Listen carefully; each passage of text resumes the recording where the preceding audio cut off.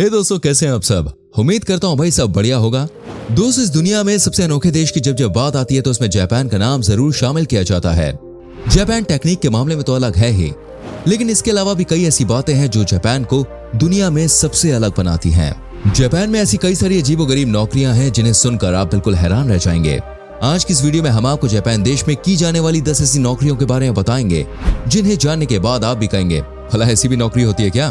चलिए दोस्तों, अब हम आज की मजेदार वीडियो शुरू करते हैं। Handsome weeping boy.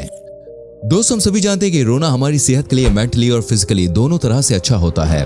रोने से हमारे शरीर में कई प्रकार के हार्मोन्स और टॉक्सिन्स रिलीज होते हैं, जिस वजह से हमारा स्ट्रेस जो है वो कम हो जाता है और हमें अच्छा लगता है, हम बिल्कुल हल्का महसूस करते हैं। लेकिन दोस्तों, जापान एक ऐसा देश है जहां सोशल स्टिग्मा की वजह से लोग बहुत कम रोते हैं। 38 देशों पर की गई रिसर्च के मुताबिक जापान के लोग बहुत ही कम रोते हैं। इसी को देखते हुए जापान में पिछले कुछ सालों के दौरान एक नई इंडस्ट्री ने काफी तूल पकड़ी है, जिसमें लड़कियां हैंडसम वीपिंग बॉयज को अपने घर बुलाती हैं। ये लड़के उन लड़कियों को दुख भरी कहानियां सुनाकर अपनी हमदर्दी जताते हैं। साथ ही लड़कियां भी लड़कों की बातों को सुनकर रोने लगती हैं, जिससे लड़कियों को बेहतर महसूस होता है और वो ज्यादा खुलकर रो पाती हैं। साथ ही वीपिंग बॉय जो होता है वो लड़की को रुमाल और टिश्यू देकर उसके आंसू पोंछता है और बीच बीच में उसे हग भी करता है। और ये एक बेहद ही साफ सुथरी जॉब होती है। इसमें फिजिकली कांटेक्ट नहीं होता। लड़कियों के आंसुओं को पोंछने के एक सेशन के लिए वीपिंग बॉय $50 से $75 यानी कि लगभग 4 से 6 हजार रुपए तक चार्ज करते हैं। लड़कियों के आंसू पोंछने के लिए भाई इतना पैसा अगर हमारे देश में मिलने लग जाए तो लड़के माला माल हो जाएंगे। Train pushers. दोस्तों, ये नाम सुनकर आप शायद सोच रहे होंगे भाई इसमें ट्रेन को धक्का मारने का काम किया जाता होगा, लेकिन दोस्तों असल में ऐसा नहीं है। जापान के लोग समय को लेकर बहुत ही ज्यादा पंक्चुअल होते हैं। साथ ही यहाँ पर चलने वाली ट्रेन भी बिल्कुल सही समय पर आती है और कुछ सेकंड्स मान लीजिए लेट हो भी जाए तो इस पर कई बार जापान की ट्रेन कंपनीज अपने पैसेंजर से माफी मांगती है। पैसेंजर्स को सही समय पर उनके गंतव्य तक पहुंचाने और एक ट्रेन में अधिक से अधिक लोगों को फिट करने का काम ट्रेन पुशर्स द्वारा किया जाता है। हर स्टेशन पर कुछ ट्रेन पुशर्स होते हैं जिन्हें जापानी भाषा में ओशिया कहा जाता है। जैसे ही ट्रेन प्लेटफॉर्म से चलने वाली होती है, ओशिया बाहर खड़े होकर लोगों को धक्के मार के अंदर करते हैं, जिससे एक ट्रेन के एक कोच में 15-20 ज्यादा लोग यात्रा कर सकते हैं। आज पूरी दुनिया जानती है कि जापान में लोगों को ट्रेन के अंदर धकेलने के भी पैसे मिलते हैं, लेकिन बहुत ही कम लोग ये बात जानते हैं कि इस तरह की जॉब पहली बार अमेरिका में सन 1920 में शुरू हुई थी। Fake wedding guest. दोस्तों, आज के समय में लोग अपनी शान और शौकत दिखाने के लिए क्या कुछ नहीं करते हैं। अगर आप सोच रहे हैं केवल हमारे देश के लोग ही भाई शो ऑफ करते हैं, उन्हीं की ऐसी आदत होती है, तो आप यहाँ पर गलत हैं। मैं आपको बता दूं जापान में आपकी कितनी हैसियत है, इसका अंदाजा आपकी पार्टीज और अन्य फंक्शंस में आने वाले मेहमानों के आधार पर तय की जाती है। अक्सर कुछ लोग होते हैं जिनके बहुत ज्यादा रिश्तेदार या फिर दोस्त नहीं होते हैं, लेकिन वो शादी में ज्यादा मेहमानों को इकट्ठा करना चाहते हैं, जिसके लिए वो फेक वेडिंग गेस्ट किराए पर लेते हैं। सुनकर आप चौंक गए होंगे, लेकिन दोस्तों जापान में धंधा काफी ज्यादा पॉपुलर हो रहा है। एक फेक वेडिंग गेस्ट $200 आपकी सेरेमनी अटेंड करने के लिए लेता है। इसके अलावा अगर आप चाहते हैं कि वो आपकी शादी में स्पीच भी दे तो इससे वो $100 अलग चार्ज करेगा और साथ ही अगर आप उसे $50 ज्यादा देते हैं तो वो आपके अन्य मेहमानों के संग घुल मिलकर डांस भी करेगा। फेक वेडिंग गेस्ट के तौर पर आप अपने भाई बहन, कजिन, दोस्त और यहाँ तक कि बॉस को भी हायर कर सकते हैं। अगर आपके पास जॉब नहीं है लेकिन आप ये बात अपने मेहमानों को नहीं बताना चाहते हैं तो नकली बॉस बनाकर आप किसी को भी अपनी शादी में बुला सकते हैं। इसके अलावा अगर किसी की दूसरी शादी है लेकिन इस बार वो नए मेहमानों को अपनी शादी में इनवाइट करना चाहता है तो वो लोग भी फेक वेडिंग गेस्ट को हायर कर सकते हैं। भाई जो फेक गेस्ट होते हैं इनको पैसे तो मिलते ही हैं, साथ ही उन्हें फ्री की दावत और वेडिंग गिफ्ट्स भी मिलते हैं, है ना कमाल की जॉब। प्रोफेशनल अपॉलोजाइजर। दोस्तों, हमारे देश में कहा जाता है कि कोई व्यक्ति माफी मांगने से छोटा नहीं हो जाता है और माफ करने वाला व्यक्ति महान होता है, लेकिन जापान के लोगों को शायद अब तक ये बात समझ में नहीं आई है और इसीलिए वो लोग अपनी गलतियों के लिए सॉरी बोलने में हिचकिचाते हैं। जापान में अगर कोई किसी को सॉरी बोलना चाहता है तो वो इस काम के लिए किसी दूसरे लोग या एजेंसी से डील कर सकता है। इस तरह की जॉब्स को प्रोफेशनल एप्रोप्रिएटर कहा जाता है। ये लोग माफी मांगने में भाई बहुत अच्छे होते हैं और आपके दिल की सारी बात दूसरे व्यक्ति तक पहुंचा देंगे। जो भी अपनी फीलिंग्स को ठीक से एक्सप्रेस नहीं कर पाते हैं लेकिन उन्हें अपनी गलती का पछतावा होता है, ऐसे लोग प्रोफेशनल तरीके से सॉरी कहने वाले लोगों को हायर करते हैं। एक प्रोफेशनल अपॉलोजाइजर इसके लिए काफी मोटी रकम वसूल कर सकते हैं। अगर आप फोन पर किसी को सॉरी कहना चाहते हैं तो इसके लिए आपको लगभग $100 खर्च करने होंगे। वहीं फेस टू फेस मीटिंग के लिए आपको $225 से $250 तक खर्च करने होंगे। जी हाँ, फेस टू फेस मीटिंग में वो अपॉलोजाइजर आपकी ओर से सॉरी कार्ड और एक फूलों का गुलदस्ता भी लेकर आएगा। जिसके पैसे कंपनी आपसे ही चार्ज करेगी। Banishment room worker.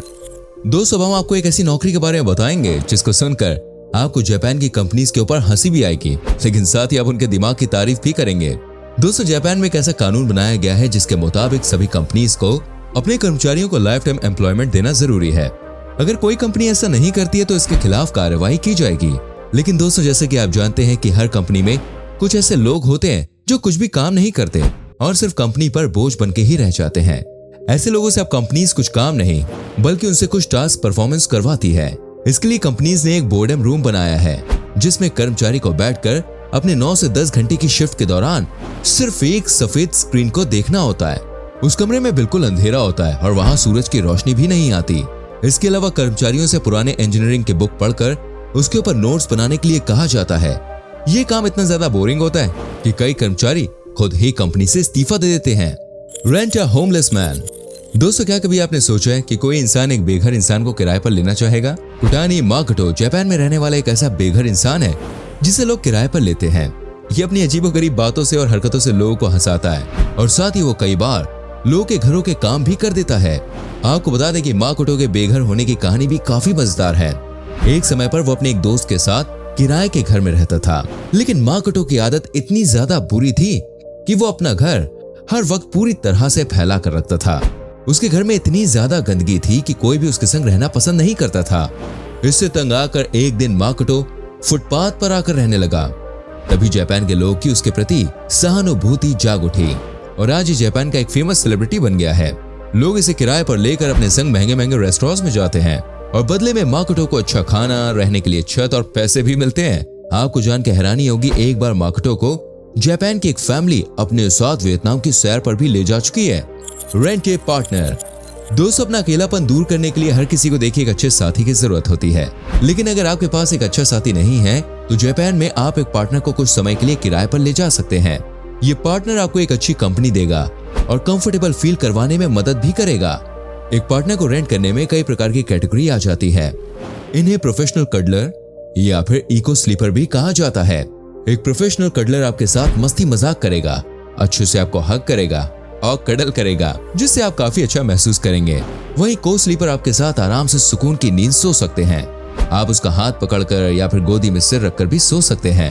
हालांकि आपको बता दूं, इन सभी जॉब्स में फिजिकल इंटरेक्शन शामिल नहीं होता है। ये सभी सर्विस केवल व्यक्ति को एक अच्छी कंपनी प्रोवाइड कराने में मदद करती है। Bengal head injector.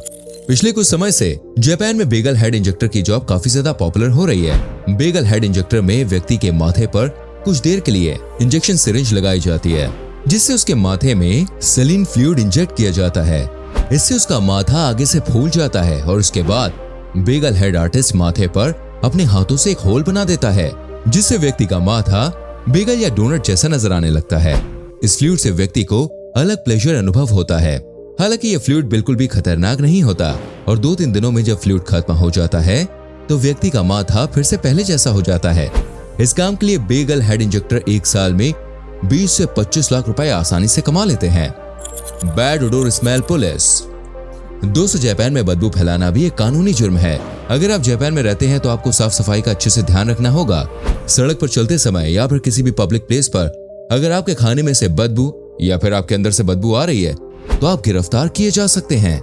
जापान में बड़ी संख्या में स्मेल पुलिस तैनात रहती है, जिनकी जिम्मेदारी होती है कि कोई भी व्यक्ति पब्लिक प्लेस पर बदबू ना फैलाए।